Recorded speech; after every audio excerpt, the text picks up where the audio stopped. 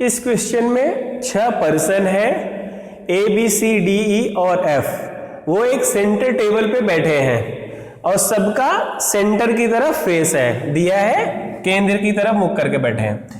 इसमें फिर एक प्रश्न दिया है कि ए के ठीक बाईं ओर कौन बैठा है। इन दोनों स्टेटमेंट को हमें देख के कंक्लूजन निकालना है कि ए के बाईं ओर कौन बैठा है। इसमें दिया है कि सी के ठीक सामने बी बैठा है और ई के ठीक सामने डी बैठा है। ठीक है। सेकंड स्टेटमेंट, बी के ठीक बाईं ओर एफ बैठा है। ठीक है, हम एक सेंटर टेबल बनाते हैं।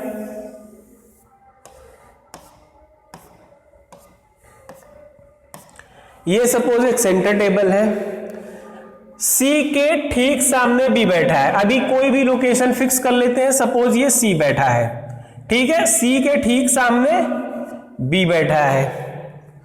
दूसरा स्टेटमेंट क्या है, आप देखेंगे बी के ठीक बाईं ओर एफ बैठा है। अगर ये सेंटर है, अंदर की तरफ इनका फेस है, तो इसके बाईं ओर एफ, बी का बायां ओर इस तरफ हो जाएगा, तो बी के बाईं ओर एफ बैठा है। फिर एक दूसरा स्टेटमेंट है, ई के ठीक सामने डी बैठा है।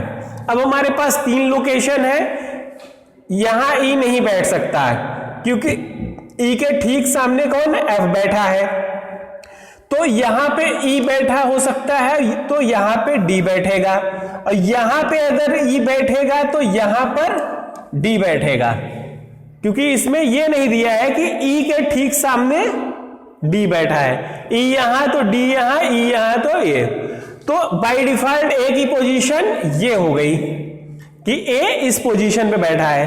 अब क्वेश्चन में क्या पूछ रहा है, ए के ठीक बाईं ओर, ए का ठीक बायां इस तरफ होगा।